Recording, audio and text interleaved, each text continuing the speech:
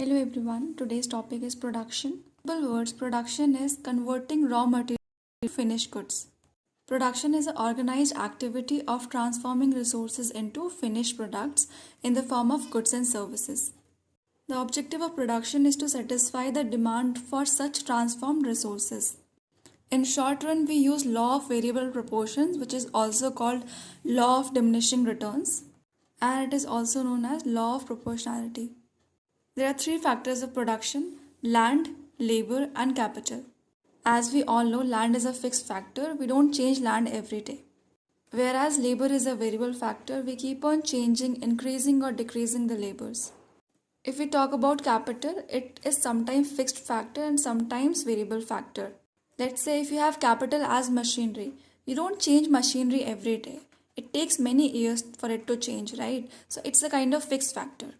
And if you have some other capital which is not that costly, like a spare part and all, you will change it. You will not keep it like for years, right? So that would be a variable factor.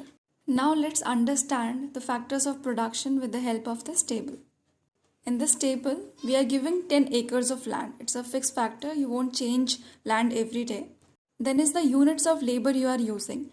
On the first point, you have 10 acres of land and you have zero labor. So there won't be any productivity, so everything will be blank. So on this land, when you recruit one labor, it gives you marginal productivity of 20 rupees. When you recruit second labor, it gives you marginal productivity of 30 rupees. When you recruit third labor, it gives you marginal productivity of 40 rupees.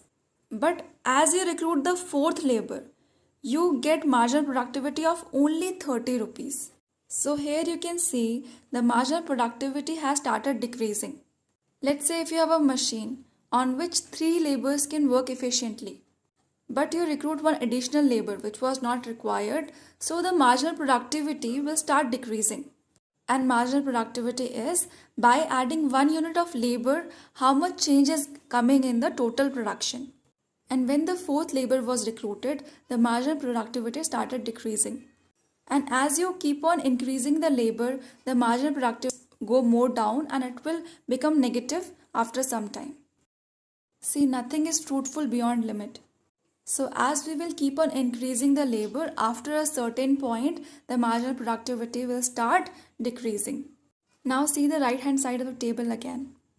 First 3 labors gave maximum productivity. So this is the first stage where the marginal product is greater than the average product. And the formula for average production is total product by quantity of labor. Then as we recruit the fourth labor, average productivity becomes equal to the marginal productivity. The marginal productivity starts decreasing a bit. Then as we recruit the fifth labor, the marginal productivity further declines, it comes to 20. As we recruit the sixth labor, it decreases further and goes to 10. And as we recruit the seventh labor, the marginal productivity becomes 0. So this is the second stage. When we recruited more and more number of laborers, the marginal productivity declined and it became 0. And on the second stage, marginal productivity is 0 and TP is maximum, total product is maximum. See, for example, you are chatting with your friends and you have a number of messages to respond and you are quickly responding to them. And suddenly your sister comes and she says, "Okay, let me help you in typing the messages." So do you think on the same system it would be productive? No, right? So the productivity will decrease and nothing fruitful is going to come out. See, it was just the work of 3 laborers. We recruited more and more laborers. The work was that much only. So what they will do, see, this person has done the work, so now let's rest. The work is that much only. So the productivity will go down, nothing else. See, there would be some labor who will say, already the work is finished, this person is doing, let's go out and chill. So these kind of person give 0 productivity, and in some cases when they are not at all productive, it goes in negative. Now see the third. As we recruit the 8th labor, the productivity goes in negative, it is minus 10. Because this labor was not at all required, already the productivity was 0 after taking 7 labors. So if you recruit beyond limit, the productivity will certainly become 0 and go in negative. Now let's understand this with the help of this graph. It defines the 3 stages we just read about. See, in the first stage, the marginal productivity is increasing from O to D. And similarly, total product is also increasing from O to A. In the second stage, the marginal productivity has started declining, whereas the total product is still increasing in the second stage. And by the end of the second stage, the marginal product becomes zero. That is, at point A, it becomes zero. And as we go to the third stage, the marginal product becomes negative. And see the total product. By the end of the second stage, it was at the maximum. And in the third stage, it has started declining. So in the first stage, both marginal product and total product were increasing. In the second stage, marginal product started decreasing and became zero. In this stage, we are not getting any profit by adding more labor, but the total product is still increasing.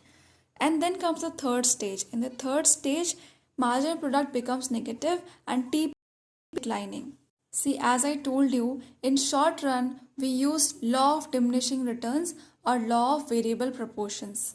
Now here are some assumptions of law of proportions. Technology is constant in short run production function. See the production function, output is equal to the function of labor and capital, where the capital is fixed. Here the capital denotes the heavy machinery which we use for production.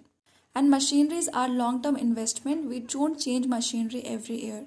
So capital is fixed, whereas L, labor, is variable. We can increase the labor, decrease the labor, or even replace the labor. Now the second assumption, factor proportions are variable. If the factors of production are to be combined in a fixed proportion, the law has no validity. This means the factors proportion cannot be fixed. This means we cannot use fixed amount of labor on a given land. This means the proportion of variable factors has to be increased or decreased according to the need. Next assumption, homogeneous factor unit. Since this is an unrealistic assumption, but it was given, so we are studying. Unrealistic because homogeneous. Homogeneous means same to same. All the labors will not give you same amount of productivity, right? It cannot be same to same. It will differ from person to person. Last assumption, law of variable proportion is applicable only in short run because one of the factor is fixed, that is capital. Whereas in the long run, every factor is variable, nothing is fixed. We will read the long run production function, that is Cobb-Douglas production function in the next. Thank you so much.